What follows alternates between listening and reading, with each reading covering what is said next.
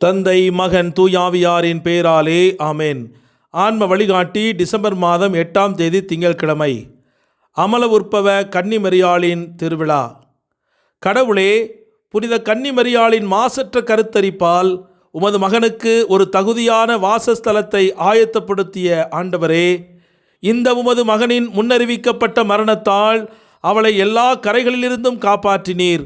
அதேபோல் அவருடைய பரிந்துரையால் சுத்திகரிக்கப்பட்ட எங்களை உம்மிடம் வர அனுமதித்தருளும் என்று நாங்கள் உம்மிடத்தில் இறைஞ்சி மன்றாடுகிறோம்.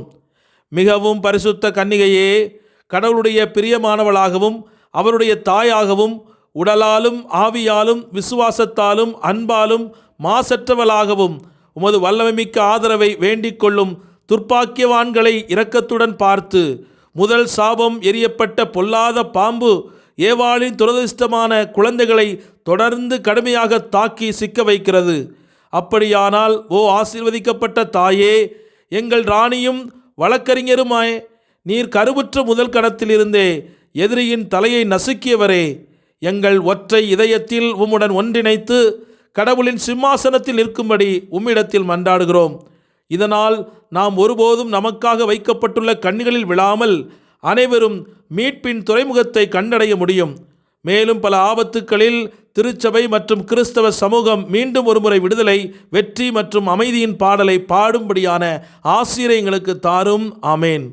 லூக்கா நற்செய்தி 1ஆம் அதிகாரம் 35வது இறைவார்த்தை. வான தூதர் அவரிடம், தூய ஆவி உம்மீது வரும், உன்னத கடவுளின் வல்லமை உம்மேல் நிழலிடும். ஆதலால் உம்மிடம் பிறக்கப் போகும் குழந்தை தூயது, அக்குழந்தை இறைமகன் எனப்படும். இது கிறிஸ்து வழங்கும் வாழ்வு தரும் நற்செய்தி. கிறிஸ்துவே உமக்கு புகழ். சிந்தனை. இன்று நாம் ஆசீர்வதிக்கப்பட்ட கன்னிமரியாளை மாசற்ற கருத்தரிப்பாக கருதி மதிக்கும் போது, ஆதாமும் ஏவாளும் ஜென்ம பாவமற்ற நிலையில் படைக்கப்பட்டாலும் கீழ்ப்படியாமையால் அவர்கள் கிருபையிலிருந்து விழுந்தார்கள் என்பதை நினைவில் கொள்கிறோம். இதன் விளைவாக மனித குலம் ஒரு வீழ்ச்சியடைந்த இயல்பை பெற்றது. இருப்பினும் ஒரு தனித்துவமான அருளால் மரியாள் கருத்தரித்த தருணத்திலிருந்தே ஜென்ம பாவத்தின் கரையிலிருந்து பாதுகாக்கப்பட்டார். இந்த முன்கூட்டிய கிருபை அவளுடைய பங்கில் எந்த ஒரு தகுதி மற்றும் செயலுக்கும் முன்பே அவளுக்கு வழங்கப்பட்ட ஒரு அருளாகும். அவருடைய மகன் இயேசு கிறிஸ்துவின் எதிர்கால தகுதிகளின் வெளிச்சத்தில் அவர்களுக்கு இது வழங்கப்பட்டது. இவ்வாறு மரியாள் ஒரு அசாதாரண வழியில் மீட்கப்பட்டார். மேலும் அவளுடைய ஆன்மா காம இச்சைகளிலிருந்தும் பாவத்தின் அனைத்து விளைவுகளிலிருந்தும் பாதுகாக்கப்பட்டது. கடவுளிடமிருந்து விலகிச் சென்ற ஆதாம் மற்றும் ஏவாளை போலல்லாமல் மரியாள் தனது வாழ்நாள் முழுவதும் அவருக்கு உண்மையாக இருந்து அவருக்கு புதிய ஏவாள் என்ற பட்டத்தை பெற்றுக்கொண்டாள். ஆசீர்வதிக்கப்பட்ட கன்னிமரியா கிருபையால் நிறைந்திருந்தார். இந்த கிருபையின் முழுமை அவள் ஒவ்வொரு நற்பண்பின் பரிபூரணத்தையும், குறிப்பாக மனத்தாழ்மையும் வெளிப்படுத்தியது என்பதை குறிக்கிறது. பணிவு என்பது மிகைப்படுத்தப்படாமலோ குறைக்கப்படாமலோ சத்தியத்தின் வெளிச்சத்தில் தன்னை பார்ப்பது. வானதூதர் கபிரியேலின் வாழ்த்துக்கு அவள் எதிர்வினை ஆற்றுவதில் மரியாளின் பணிவு வியக்கத்தக்க வகையில் வெளிப்படுகிறது.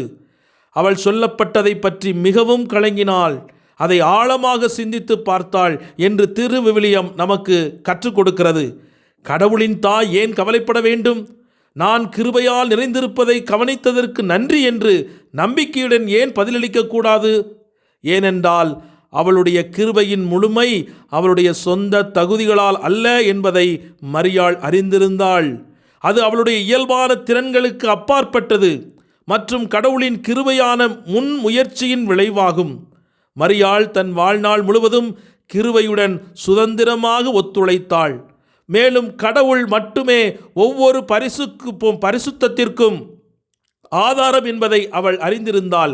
எனவே பிரச்சனை என்ற அவளுடைய ஆரம்ப எதிர்வினை சந்தேகம் அல்லது பயம் காரணமாக அல்ல, மாறாக அவர்களுக்கு வழங்கப்பட்ட புரிந்து கொள்ள முடியாத ஆசீர்வாதங்களில் அவளுடைய ஆச்சரியம் மற்றும் பிரமிப்பின் விளைவாக வெளிப்படுகிறது. கடவுளுடன் ஒப்பிடும்போது அவளுடைய சொந்த தாழ்மையும் தகுதியற்ற தன்மையும் அவள் தெளிவாக கண்டாள். மேலும் இந்த ஆழ்ந்த பணிவு அவளை எல்லா உயிரினங்களிலும் மிக அழகானவளாக மாற்றியது. ஆச்சரியத்தாலும் சிந்தனையாலும் நிறைந்த அவளுடைய இதயம் மரியாளை கடவுளின் மாசற்ற தாயாக மாற்றியது மட்டுமல்லாமல் சரியான சீடத்துவத்தின் ஒரு மாதிரியையும் நமக்கு முன்வைக்கிறது. அவள் இருந்ததைப் போல நாம் கிருபையால் நிரம்பவில்லை என்றாலும் நாம் தினமும் எண்ணற்ற கிருபைகளை பெற்றுக்கொள்கிறோம். மரியாளைப் போலவே இந்த பரிசுகளுக்கு மனத்தாழ்மை, பிரமிப்பு மற்றும் நன்றியுணர்வுடன் பதிலளிக்க நாம் பாடுபட வேண்டும் என்பதை நினைவு கூர்ந்து இன்று அன்னையினுடைய பெருவிழாவில் மகிழ்ந்திருக்கிற நாம் ஒவ்வொருவருக்கும் ஆண்டவருடைய இரக்கமும் அருளும் மீண்டும் புதுப்பிக்கப்பட்டு நாம் ஆசீர்வாதமானவர்களாக வாழ இறையருள் வேண்டி இணைந்து மன்றாடுவோம். ஜெபிப்போமாக. எங்களை அதிகமாக நேசித்து பாதுகாக்கும் எங்கள் அன்பின் பரலோக தந்தையே, உம்மை நன்றியோடு போற்றி துதித்து ஆராதிக்கிறோம்.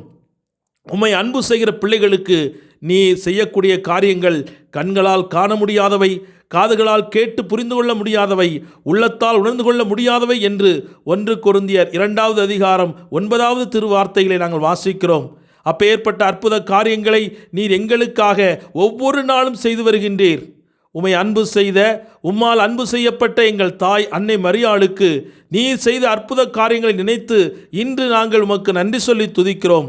முப்பொழுதும் கன்னியாக, மாசு மறுவற்றவராக, அருளை நிரம்ப பெற்றவராக, உம்முடைய கரங்களில் அழகிய மணிமுடியாக திகழ்ந்த அவர்களின் வாழ்வுக்காக உமக்கு நன்றி செலுத்துகிறோம். அவர்களைப் போல எங்களையும் நீர் அன்பு செய்து வருகின்றீர்.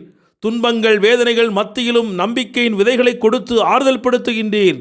எங்களையும் இந்த உலகத்தின் மத்தியில் ஆசீர்வாதமானவர்களாக வாழ வைத்திருக்கின்றீர். உமக்கு கோடி நன்றி ஐயா. உமது அருளால் இந்த உலகத்தின் விமர்சனங்களை, தோல்விகளை, இழப்புகளை, கடன் பிரச்சனைகளை, மனக்கசப்புகளை மன தைரியத்துடன் தாங்கிக் கொண்ட அன்னை மரியாளைப் போன்று நாங்களும் உமது துணை கொண்டு இவற்றை எல்லாம், இந்த உலகத்தினுடைய பிரச்சனைகளை எல்லாம் தாண்டி செல்ல எங்களுக்கு வரம் தாரும். உமது கரங்களிலே தவழ்ந்து உமது சித்தத்தை மனந்தளராமல் செய்த அன்னை மரியாளைப் போல நாங்களும் உமது சித்தத்தை எங்கள் வாழ்வில் கண்டுணர்ந்து அதற்காக எங்கள் வாழ்வை முழுமையாக அர்ப்பணிக்கின்ற வரத்தை எங்களுக்கு தந்தருளும். தூய் ஆவியானவரே, அன்னை மரியாளை மாசு மறுவின்றி காத்த பரிசுத்த ஆவியானவரே, இன்று எங்களையும் எந்த தீமைகளும், எந்த சோதனைகளும், எந்த சாத்தானுடைய சூழ்ச்சிகளும் எங்களுடைய இதயத்தையோ உடலையோ ஆன்மாவையோ பாதிக்காதபடி நீர் பாதுகாத்து வழிநடத்த வேண்டும் என்று உமது அருள் கரங்களில் நாங்கள் ஒப்புக் கொடுக்கிறோம்.